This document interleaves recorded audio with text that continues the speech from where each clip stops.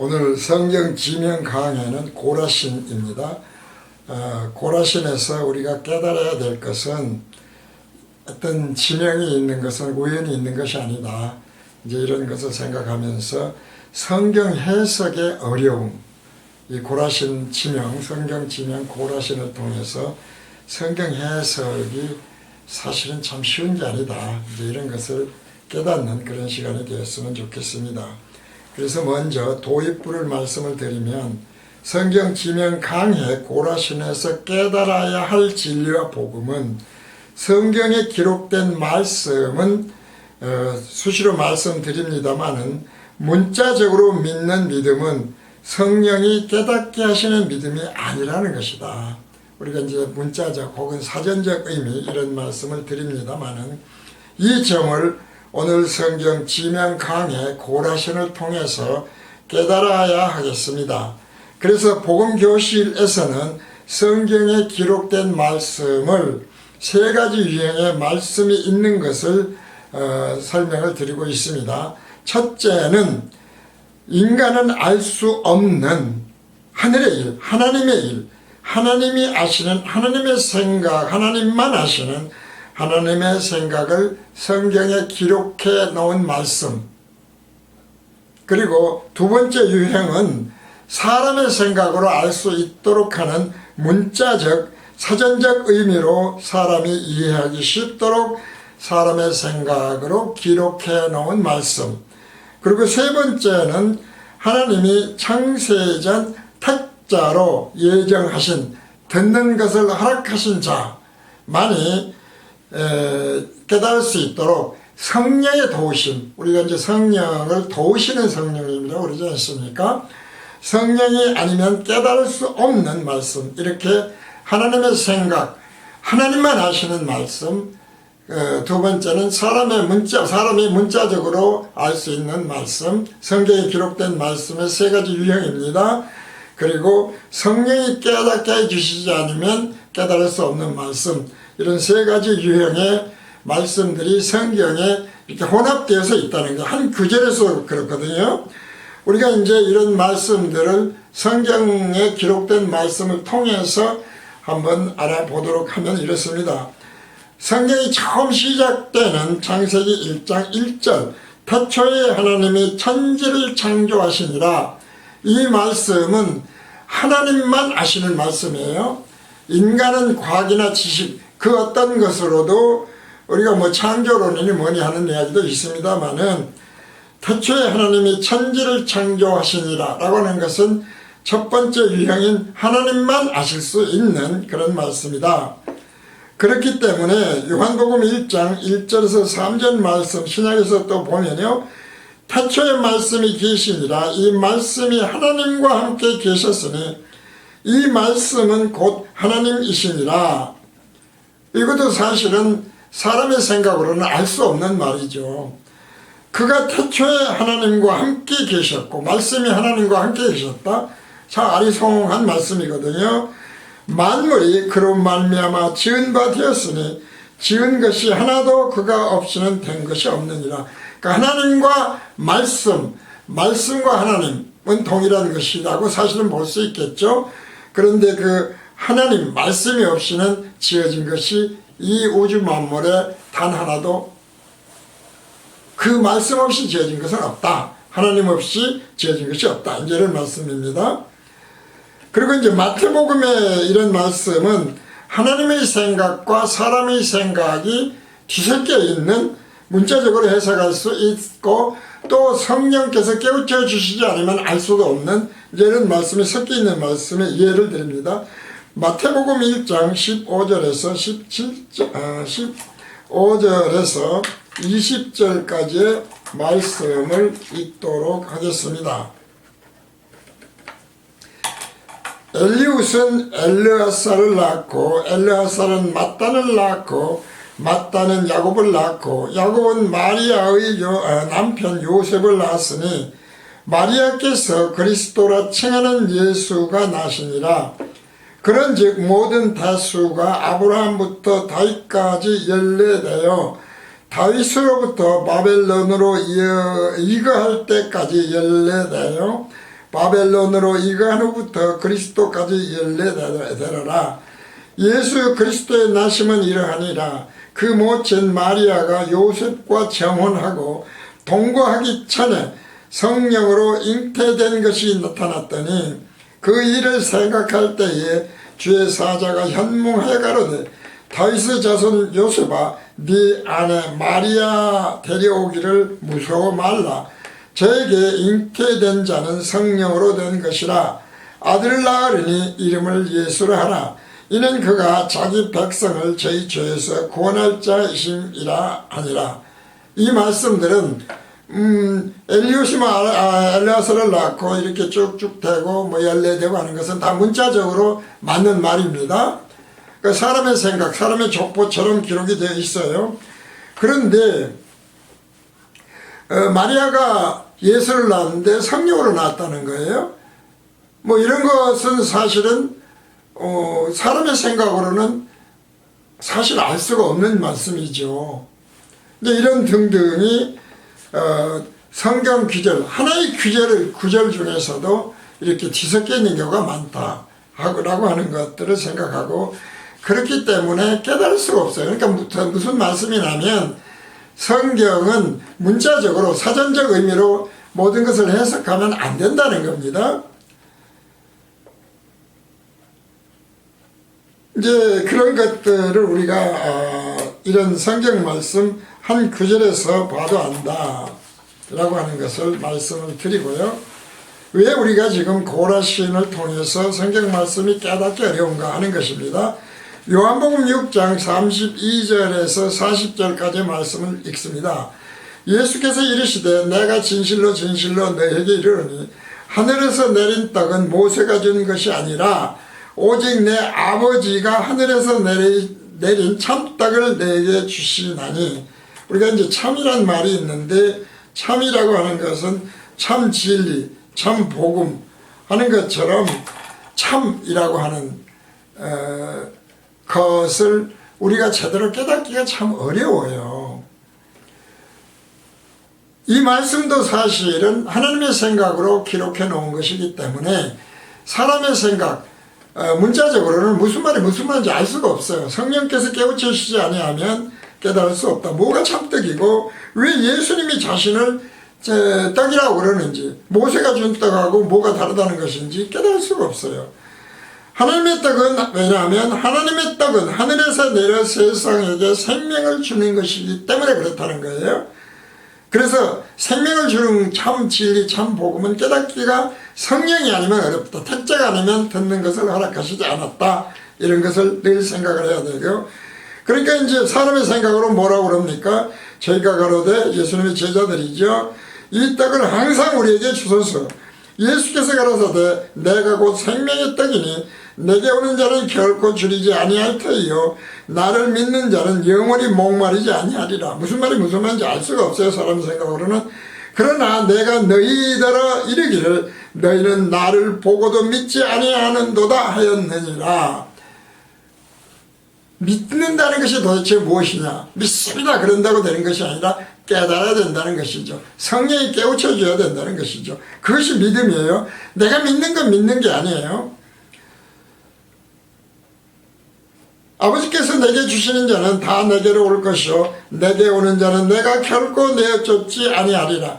이 말씀도 늘 말씀드리지만 문자적으로 보면 아버지가 있고 예수는 그 아들이고, 그리고 그 아버지 하나님이 오게 하여 준 자가 아니면 오지 못한다. 뒤섞여 있는 말씀이에요, 이것도요.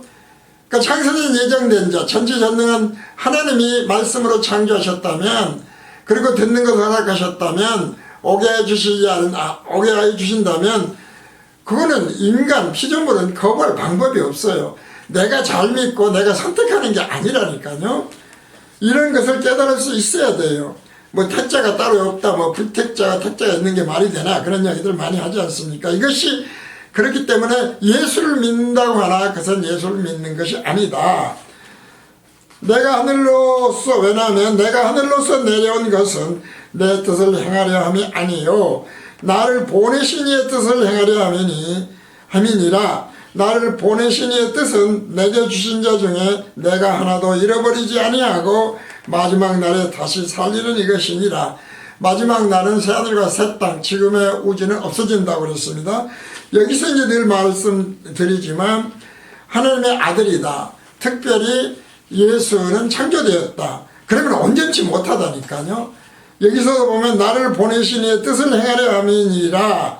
나를 보내신 이의 뜻은 이렇기 때문에 하나님의 아들이다 말이죠. 이렇게 해석들을 해요. 그러니까 예수님 자신도 자신을 인자라고 했잖아요. 마리아로부터 나왔다니까요. 인자예요. 문자적으로 몇 대 몇 대 14대로 내려왔다고 하는 것을 족보를 말씀하시지 않습니까? 그렇기 때문에 하나님이 곧 예수님이고 예수님이 곧 성령이라는 것이 우리는 인간의 생각으로는 깨달을 수가 없어요. 그러니까 늘 말씀드리지만 기독교가 참 잘한 것이 하나가 있는데 성부와 성자와 성령이 하나라고 하는 것을 교리로 정해놓은 것이다. 다들 그걸 믿는다고는 해요. 그러면서도 또 이렇게 이론이 사람의 생각으로 나눠진다. 마지막 날에 살린다고 하는 거. 마지막 날은 그 다음 날이 없는 날입니다. 내 아버지의 뜻은 아들을 보고 믿는 자마다 영생을 얻는 이것이니 마지막 날에 이를 다시 살리리라 하시니라. 그렇죠. 택자는 든거덕하셔서 무엇은 핵심은 죄사함의 비밀을, 그래서 외인에게는 듣는 것이 허락되지 않아서 죄사함의 비밀이 아무리 성경을 보고 또 보고 듣고 또 들어도 누가 깨닫지 못하게 해요? 하나님이 깨닫지 못하게 하셔서 마지막 날에 새하늘과 새 땅 그리스도의 택자로 백성으로 되지 못한다. 그러니까 지금은 우리가 거듭났는지 안 났는지 사실은 하나님은 아시지만 우리는 몰라요. 그러면 거듭났다고 하는 거 뭐라고 그랬습니까? 완전치는 못하겠지만 우리나 히브리서나 바울처럼 진리와 복음을 증거하는 데에 있어서 총론불변의 진리로 복음교실은 간단하게 정의해서 말씀드립니다만은 그 진리의 일관성에서 벗어나지 않아야 돼요. 홀이라도. 그것이 왜냐 하면 예수님이 머리가 되어야 되기 때문에 우리는 그냥 지체일 뿐이다. 쓰임받을 뿐이다. 이런 말씀을 드린 겁니다. 바로 이런 아버지의 뜻이라고 하는 것은 그래서 예수 그리스도 하나님이 다 하나님이시지만 아버지 예수님 성령이 깨닫게 하시고 택한 자들은 마지막 날에 다시 살리도록 하시는 것이 하나님의 뜻이에요. 그것이 진정한 은혜 아닙니까? 사랑이라는 이야기죠. 그래서 그런데 이제 예수님을 따라다니는 제자들이 있습니다. 요한복음 14장 7절에서 11절입니다. 너희가 나를 알았다면 내 아버지도 알았으리로다. 아버지와 아들을 지금 예수님이 말씀하시죠. 나누어서 이제부터는 저희가 그를 알았고 또 보았느니라. 예수님이 말씀하셨죠. 그를 하나님을 알았고 또 하나님을 보았느니라. 그러니까 빌립이가 가로되 주여 아버지를 우리에게 보여주옵소서. 그리하면 족하겠나이다. 예수께서 가라사대 빌립아 내가 이렇게 오래 너희와 함께 있으니 네가 나를 알지 못하느냐. 나를 본 자는 아버지를 보았거늘 어찌하여 아버지를 보이라 하느냐. 자, 빌립 있을 때는 잠깐이고 지금은 2000년이 지났어요. 그렇지 않습니까? 지났는데도 아직도 예수와 하나님과 예수가 하나라고 하는 것을 못 믿는 교단들이 있다니까요. 종론불변의 진리는 이런 것을 완전히 만족시키는 진리예요. 충족시키는. 왜 그렇습니까? 나는 아버지 안에 있고 아버지는 내 안에 계신 것을 네가 믿지 아니하느냐. 내가 너희에게 이르는 말이 스스로 하는 것이 아니라 아버지께서 내 안에 계셔 그의 일을 하시는 것이라. 이것이 이제 자꾸 말씀드리지만 거듭남과 총론불변의 진리의 일관성 늘 말씀드립니다. 사람이 하는 것이 아니고 일관성을 지켜야 된다. 진리의 일관성 변치 않아야 된다 라는 말씀인데 여기서 대단히 중요한 말씀이 있어요. 11절에 내 안에 하는 것이라. 내가 아버지 안에 있고 아버지께서 내 안에 계심을 믿으라. 그렇지 못하거든 행하는 그 일을 인하여 나를 믿으라. 종론불변의 진리를 생각하시면 되겠습니다. 그래서 지금 무슨 말씀이냐면은 내가 곧 하나님이라는 거예요. 빌립에게 네가 나를 알지 못하느냐. 나를 본 자는 어떻습니까? 아버지를 보았거늘 어떻게 나를 보고 자꾸 보이라고 하느냐. 내가 하나님이야. 그러면서도 섞여 있어. 아버지는 내 안에 있고 뭐 나는 또 아버지 안에 있고 하는 식으로 말하자면 성령이 아니면 분별할 수 없는 말씀을 또 하셔요. 이렇게 섞여 있다니까요. 그러니까 빌립이 보여달라고 했을 때 예수님은 내가 하나님이야. 그 말씀을 이렇게 분명하게 하고 계십니다. 요한복음 1장 4절에서 5절입니다. 그러니까 왜 못 깨닫느냐. 그 안에 생명이 있었으니 이 생명은 사람들의 빛이라.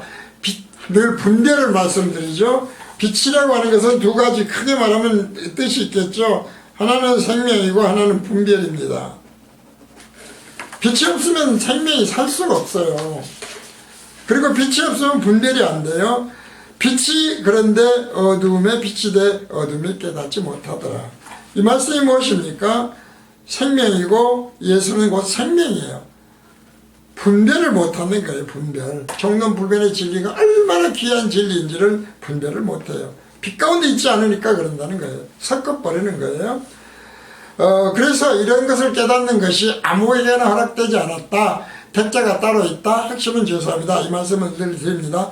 그래서 예수님은 말씀하십니다. 수없이 말씀 반복해서 드리는 거지만 마가복음 4장 9절에서 13절입니다. 또 이르시되 들을 게 있는 자는 들으라 하시니라. 들을 게 있는 자가 따로 있다는 거예요. 예수께서 홀로 계실 때에 함께한 사람들이 12 지혜자로 더불어 그 비유들을 묻자오니 이르시되 하나님 나라의 비밀을 너희에게는 주었으나 외인, 너희와 외인, 택자입니다. 제자라고도 됐지만 택자와 외인이 있어요. 불택자. 모든 것을 비유하나니 이는 저희로 보기는 보아도 알지 못하며. 저희가 누구입니까? 불택자, 외인이죠. 외인. 보아도 알지 못하며 듣기는 들어도 깨닫지 못하게. 누가요? 하나님이 절대주권적으로 종론불변의 진리로 하여 돌이켜 죄사함을 얻지 못하게 하려 함이니라 하시고, 죄사함을 얻으면, 죄사함은 어때요? 죄사함은 늘 말씀드리지만 단회적이에요. 단회적. 죄사함은 단회적이다 이 말이에요. 십자가를 지고 예수님이 오시는 것, 이 십자가는 단회적이죠. 그렇기 때문에 죄사함도 단회적이에요. 그러나 회개는 어떻다고 그랬습니까? 회개는 다회적이라고 그랬어요.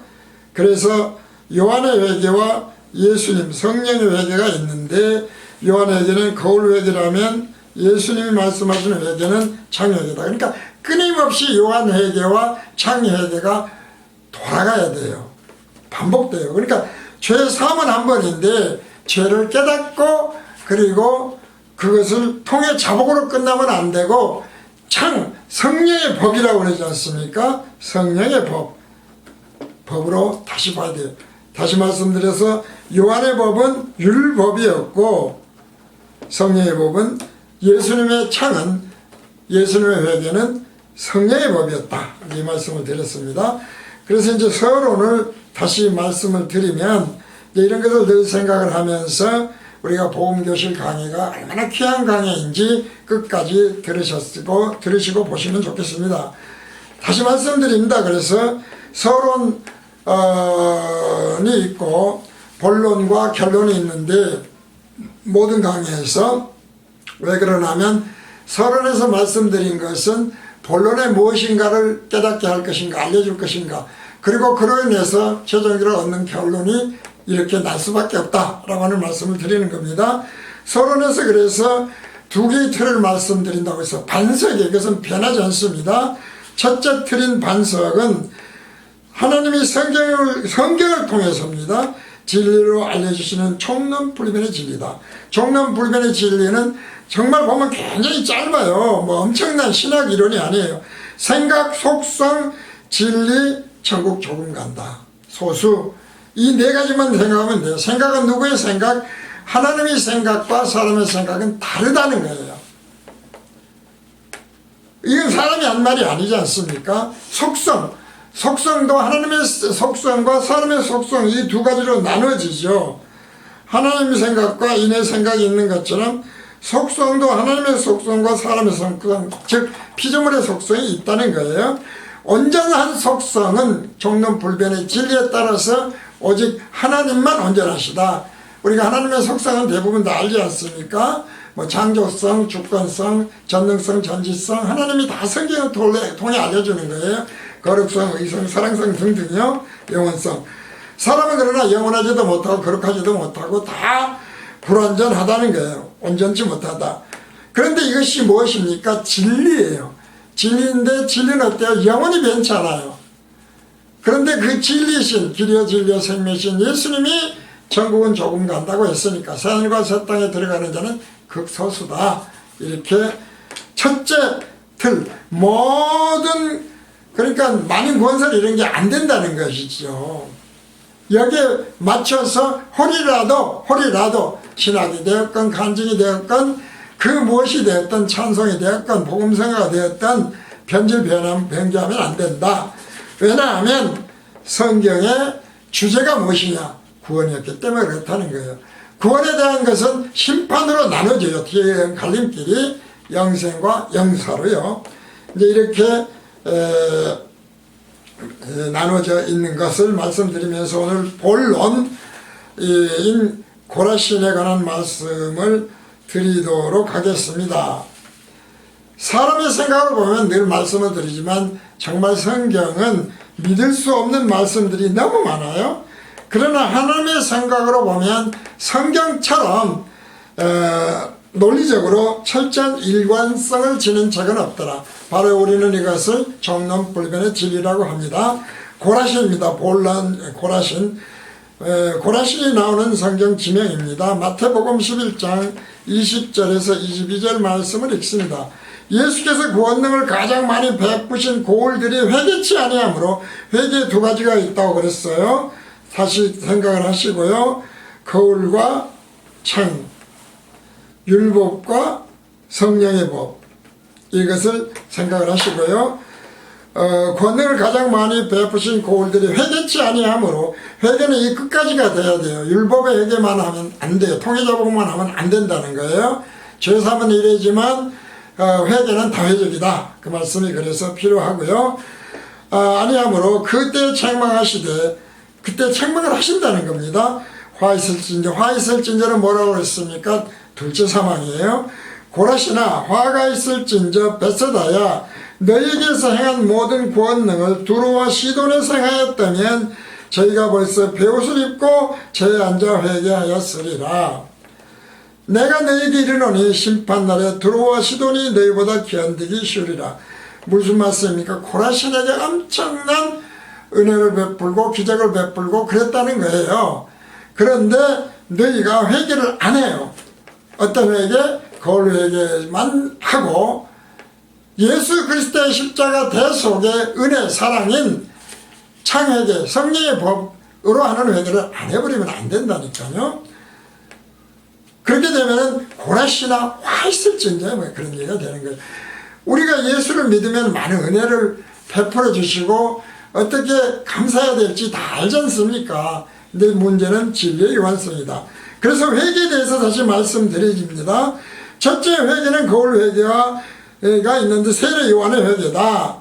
마태복음 3장 1절에서 12절까지 뭐 키, 타작마당, 그 다음에 알곡과 가라지 뭐 이런 등등의 말씀들이 있죠. 다 알죠. 그래서 율법적 회개는 뭐냐면 자신을 채찍질하고 죄를 뒤집어쓰고 옷을 찢고 하는 통의 자복이에요.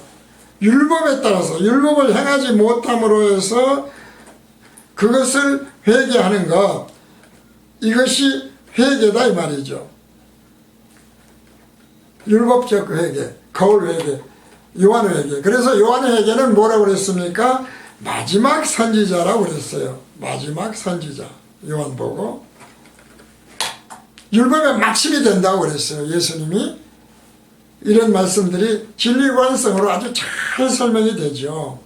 그리고 여기서 그치면 안 되고 둘째 회개가 뭐가 필요합니까?